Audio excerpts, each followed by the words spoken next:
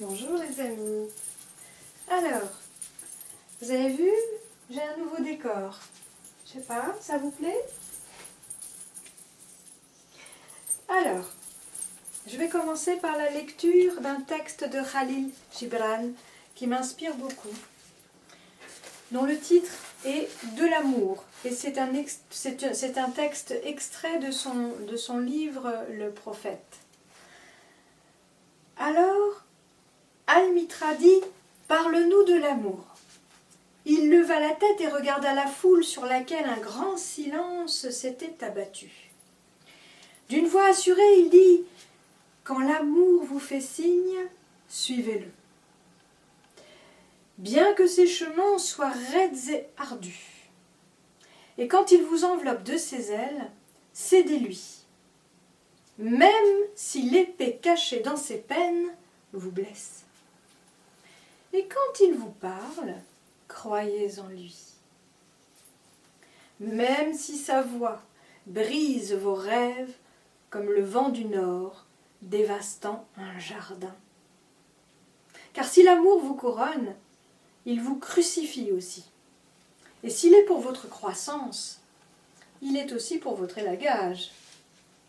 De même qu'il s'élève à votre hauteur pour caresser vos plus tendres branches, frémissant dans le soleil, il descend jusqu'à vos racines et les secoue de leur adhérence à la terre. Tels des gerbes de blé, il vous ramasse et vous serre contre lui. Il vous vanne pour vous dénuder. Il vous tamise pour vous libérer de votre enveloppe. Il vous pile jusqu'à la blancheur. Il vous pétrit jusqu'à vous rendre malléable. Puis il vous assigne à son feu sacré, afin que vous deveniez pain sacré au festin sacré de Dieu. Tout cela, l'amour vous le fait subir, afin que vous connaissiez les secrets de votre cœur, et au travers de cette connaissance, deveniez fragments du cœur de la vie. Mais si pusillanime,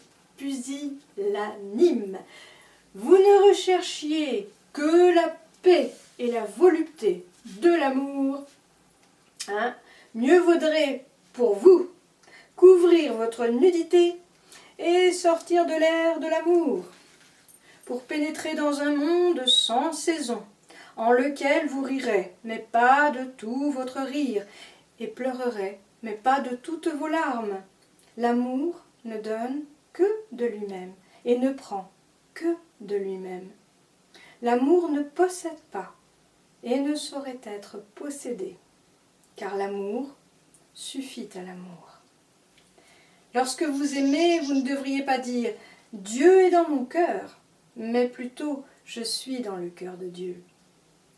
Et ne croyez pas qu'il vous appartienne de diriger le cours de l'amour, car c'est l'amour, s'il vous en juge digne, qui dirigera le vôtre. L'amour n'a d'autre désir que de s'accomplir. Et je m'arrête là pour ce texte.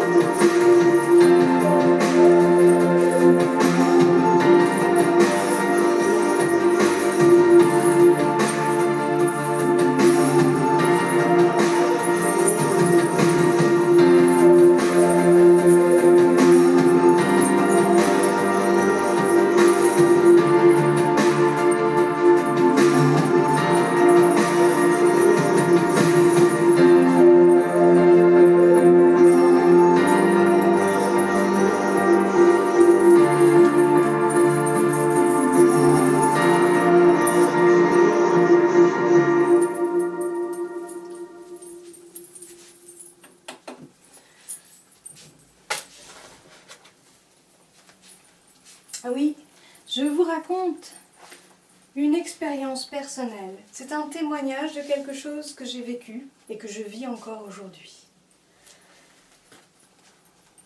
Mais ce n'est pas comme quelque chose de complètement cloisonné. Ça n'est pas quelque chose de cloisonné.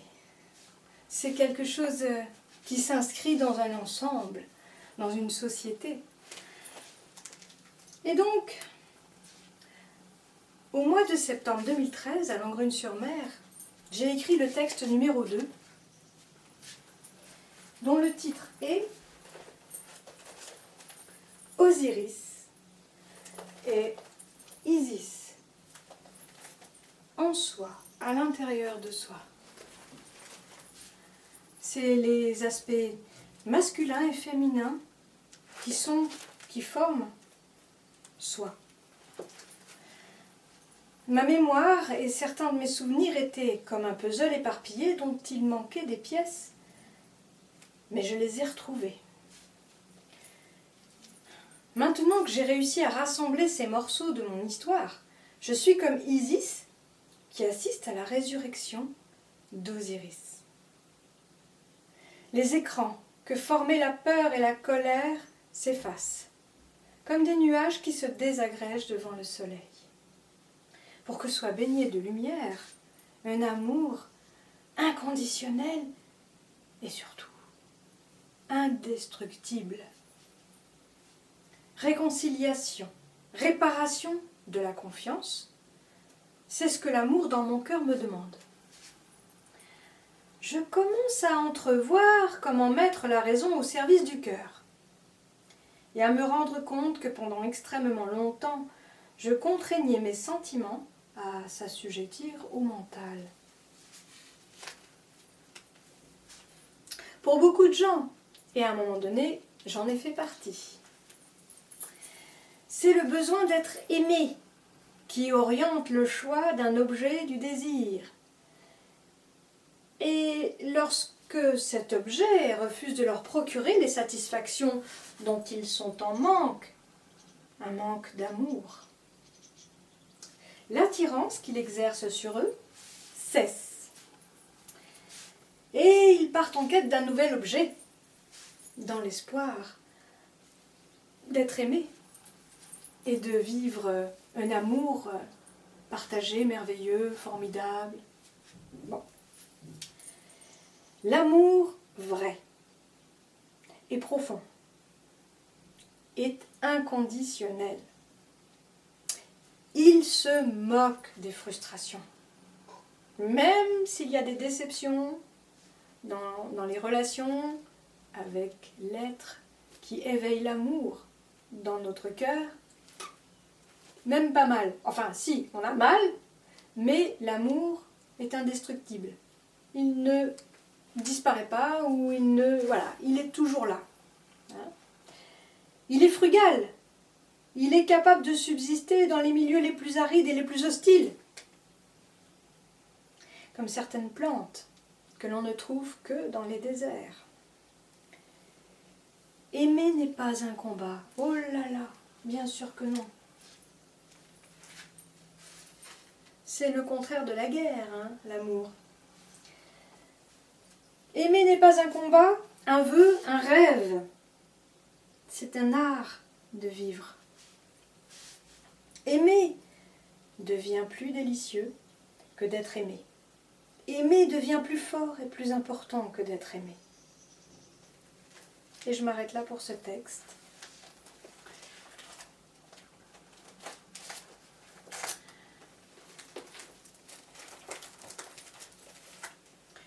Toi qui sais ce qu'est un rempart, tu avances sous les regards courroucés.